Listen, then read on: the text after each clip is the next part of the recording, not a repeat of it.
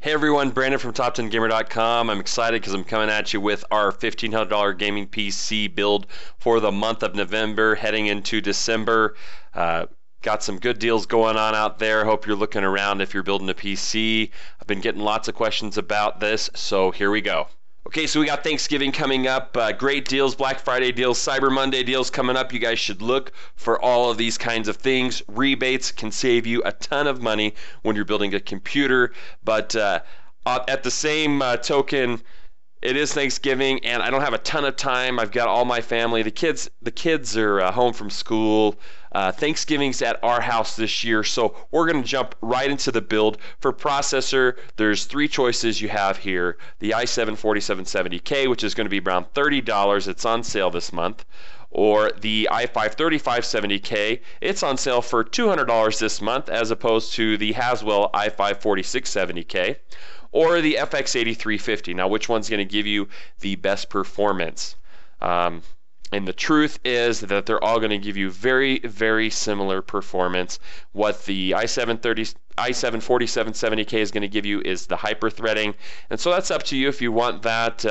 I feel like I need it. The FX8350 might be the better player long-term if you buy into the Mantle project and buy into AMD's partnership with both the PS4 and the Xbox One. Okay, on to the GPU talk, the part where we all either get mad or happy or whatever. Well, I'm going to give you options across the board, and that's what I try to do for you guys. I want to bring you options that cater to what you're trying to do specifically. And I think that's the thing that people forget when they get into those NVIDIA AMD discussions, is that there's no single right answer for every single person. I mean, some people would rather go for GPU-Z down the line right now, and some people are really looking forward to Mantle and the extra performance boost that you're going to get. It looks like you might be able to get a little more performance out of the AMD cards right now. But you know what? A few months ago, I would have said the exact opposite thing. In fact, I did in my Battlefield 4 graphics card for the money video. And I'm getting a lot of heat about that now, believe it or not, because people are watching the video late. So whatever there. But for this build, we're setting either $500 apart for the GPU or $700 for the GPU, depending on whether you go with the solid state drive that we have later in this build, or whether you choose a $200 or $300 processor. Now, you could do like we did in the $1,300 video, go with the GTX 780. You could go with an R9 290X for $50 more. You could go with an SLI of GTX 760s. That would give you pretty good performance. Better performance would be the two HD 7970s. So overall, lots of options for the $500 range. Now, in the $700 range, $700 to $800 range, you got the 780 Ti. That's going to be your best performing single GPU across the board. Runs really cool, probably your smoothest performer, and it will have the GPU down the line.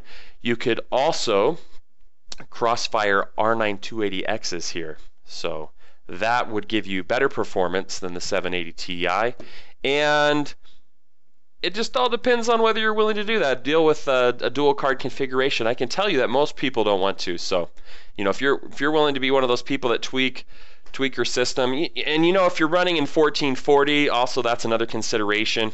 Then I think that Crossfire setups and SLI setups are much more enticing if you're running at a higher resolution. So that's my thoughts about that. Would love to hear what you guys think about graphics cards.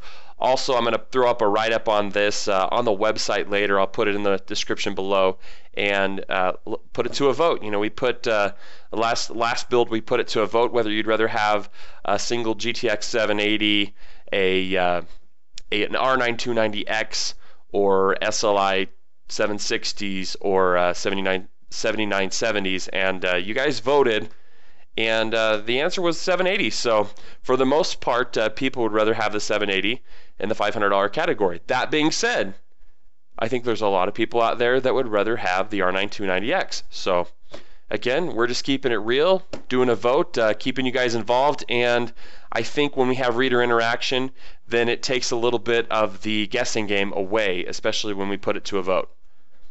Okay, this might be surprising for some of you, but we're going to stick with that 8 gigabytes of G.Skill RAM that we've been doing on the past builds. The 2133 megahertz RAM from G.Skill. It's super cheap. You guys can get it for about 75 bucks. A little more expensive than some of the other RAM out there right now, but overall good quality RAM. And you get the faster speeds that are in line again with estimations and reports that we've seen that faster RAM will actually improve your FPS as far as graphically intense titles are concerned. Okay, so for motherboard, I'm actually going to give you 4 options here. 3 Haswell motherboard options and an AM3 Plus option. If you end up going with the 3570K, of course you're going to need an Ivy Bridge compatible 1155 motherboard. So remember, keep that in mind. And so for the money right now, if we're not talking about rebates or anything else, I like the MSI Z87 G45 gaming motherboard. It's got a great interface, really easy to use, tons of features, and just probably the best overall value right now. Another good option is the Asus Z87 Plus. I know there's a lot of people, believe it or not, that would rather not use like an MSI motherboard or other motherboard. They'd prefer just stick with Asus or Gigabyte, so that's a good option there. Or really good deal today, if you guys see this, is the Asus Z87A. There's a $30 rebate card for it. I think that's a Newegg deal, so if you guys can get that, it's about 110 bucks. So you can save yourself $40 and still get a really great motherboard. Keep in mind, if you're an overclocker, you can get those really good motherboards in the $150 range, but if you're not, then you know, $100 motherboard should be good enough for you, or even a cheap motherboard. So on the AM3 Plus side, go with the Asus M5A99 FX Pro R 2.0. So those are my motherboards for this particular build. Now for the power supply, we're going to go with the same power supply we went with the last build, the HX750, which has been on rebate this month, that you could get it from about $85 to $100 depending on where you buy it. So great motherboard, gold certified. You know, I always try to get a higher end power supply if I can. It seems like those have the 7-year warranties, and when you get those power supplies with the 3-year warranties, sometimes they poop out a little early. So for cases, there's a few really good cases this month. You can take it the CM Storm Enforcer, which we had in the last build. Again, I really like it.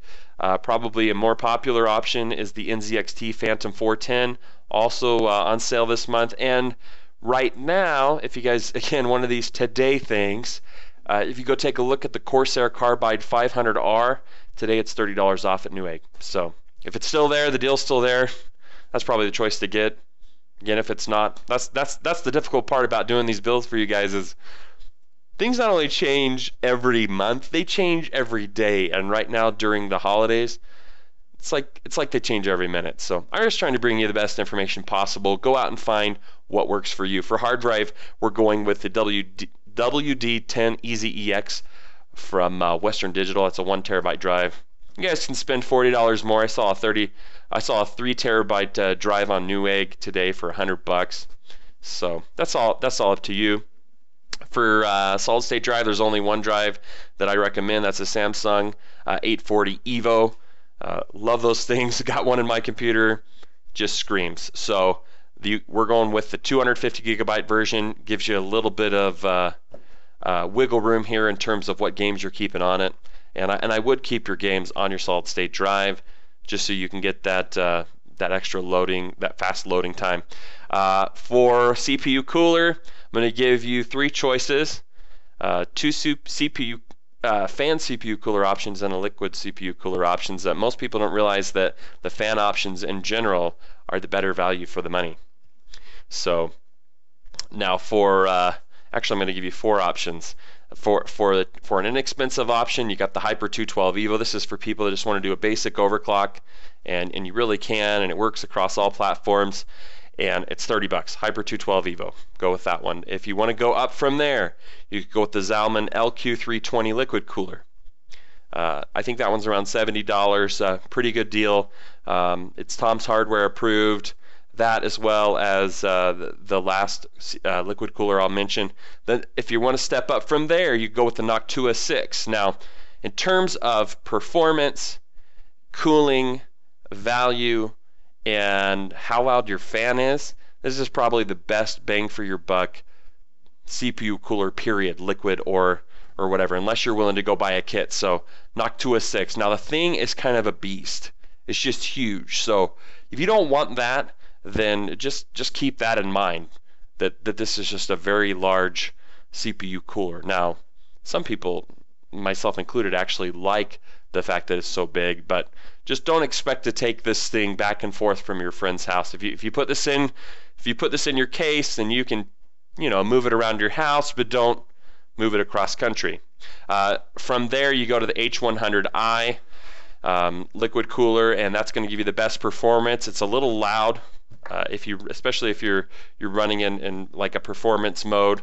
That kind of CPU cooler is going to be super loud, but overall, that gives you guys a couple choices. That's the build, the basic wrap up. Hope you guys are having a great Thanksgiving or holidays or whatever you guys are celebrating. I hope you're with family. I'm a family man. I have to admit that. I'm in my early 30s, and I've got a few kids now, and we used to have a great time. So maybe relate to that, maybe not, but be with family. That's what makes me happy, at least. Hopefully it makes you happy too. Go eat some turkey, unless you're vegetarian, then go have whatever else makes you happy. But be happy during the holidays. Hopefully you've got some days off to do some gaming too. And that's the end of my build today. If you like it, please help me out by pressing that like and subscribe button. I've seen that we're really close to 3,000 subscribers. By the time this video is out, we'll hit that. But I'm really looking to hit 4 and 5 and 10,000 subscribers. The more we get, the more I can put into these videos, the more research I can do, the more hardware I can put in front of you guys. So I'm super excited for that. Hopefully you are too, and we'll see you next time.